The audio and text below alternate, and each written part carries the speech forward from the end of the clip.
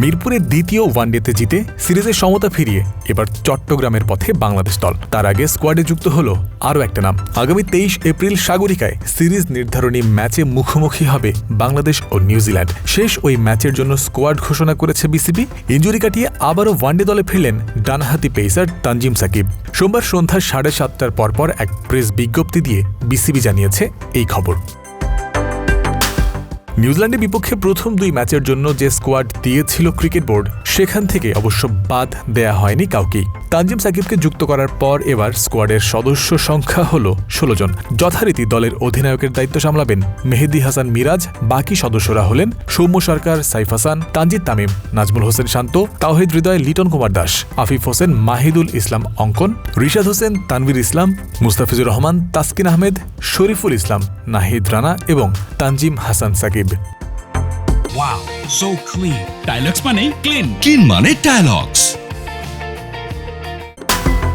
তৃতীয় ম্যাচের দল ঘোষণার আগে একটা গুঞ্জন অবশ্য শোনা গিয়েছিল ক্রিকেট পাড়ায়। চট্টগ্রামে হতে যাওয়া সেই ম্যাচে দীর্ঘদিন পর জাতীয় দলে ফিরতে চলেছেন অলরাউন্ডার মোসাদ্দেক হোসেন সৈকত। মূলত পাকিস্তান সিরিজ থেকে চলমান সিরিজ পর্যন্ত কয়েকটা ম্যাচের সুযোগ পেয়ে আফিফ হোসেনের অ্যাপ্রোচ সন্তোষজনক না হওয়ায় এমন ভাবনার পালে হাওয়া লেগেছিল। যদিও সেই গুঞ্জন আর সত্যি হয়নি। আফিফকে রেখেই স্কোয়াড দিয়েছেন হাবিবুল বাশার, হাসিবুল হোসেন শান্তরা। মিডল বা লোয়ার মিডল অর্ডারের দিকে যে সমস্যা সমাধানের আশায় মোসাদ্দেকের আলোচনা উঠেছিল, সেটাকে অন্যভাবে বাংলাদেশ সামাল দিয়েছে সোমবারের জেতা ম্যাচে। এদিন একাদশ থেকে আফিফকে বসিয়ে সৌম্য সরকারকে যুক্ত করা হয়েছিল।